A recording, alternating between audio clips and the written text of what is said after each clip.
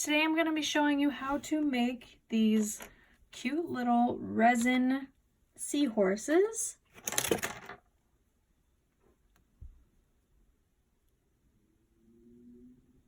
They have like a clear front with some iridescent glitter in the middle and a dark background.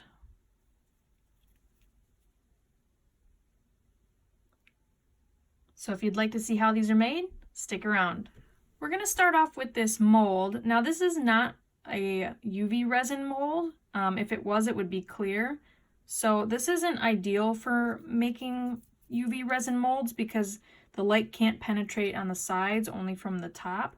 So you have to do things in thin layers and make sure that it's completely cured before you can go on to the next step. So the resin that I'm using is just, I don't even know what it's called, but it's from Amazon. And I'm going to be using some iridescent flakes and some of these smaller round iridescent flakes. I'm also going to be using some eyeshadow. This is just some eyeshadow that I pulled out of a palette that I don't use anymore.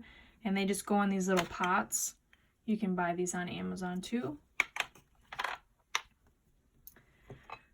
I also have a little plate or like a ceramic tile. I use this to move my mold back and forth so I don't pick it up and move it or squish it. So this will go underneath like this, under my lamp. This is just a 36-watt lamp.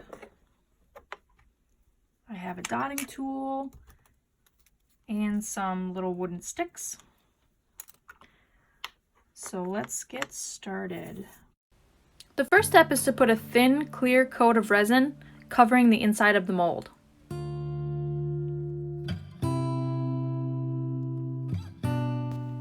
It's a good idea to have a rag or a baby wipe handy when you're working with resin.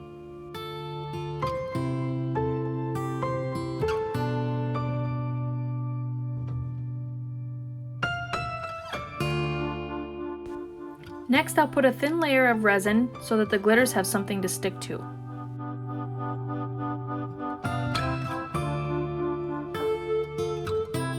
I'll place them one at a time and overlapping them.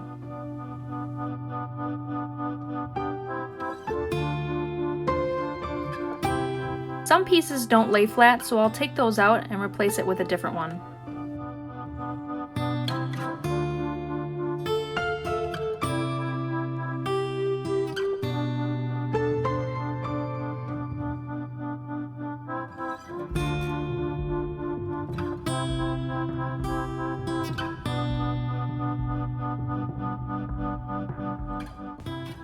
I like to add smaller glitters in between in case I miss spots.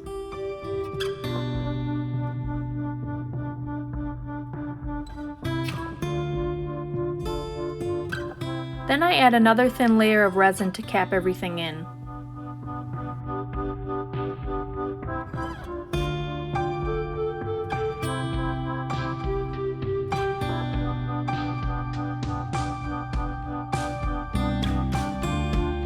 For the background layer, I'm going to put some resin on my ceramic tile, and I add my pigments.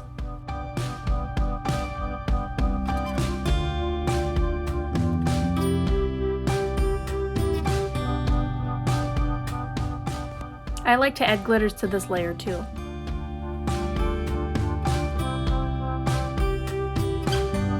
Make sure you leave enough room for a final layer.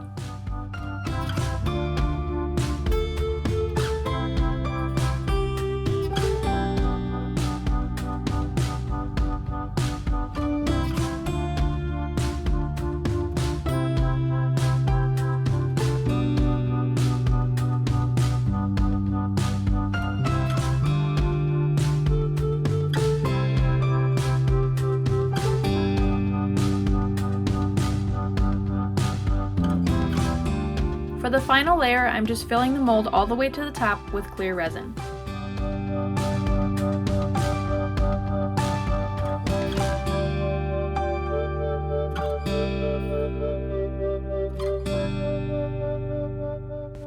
Unfortunately, my background layer did seep into the bottom, so I'm just going to cure it one more time.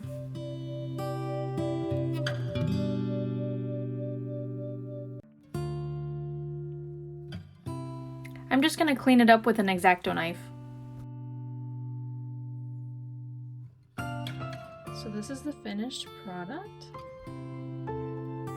It's a little bit rough around the edges, but I'm going to go in later with a file and file it down. And these are the other ones that I've done.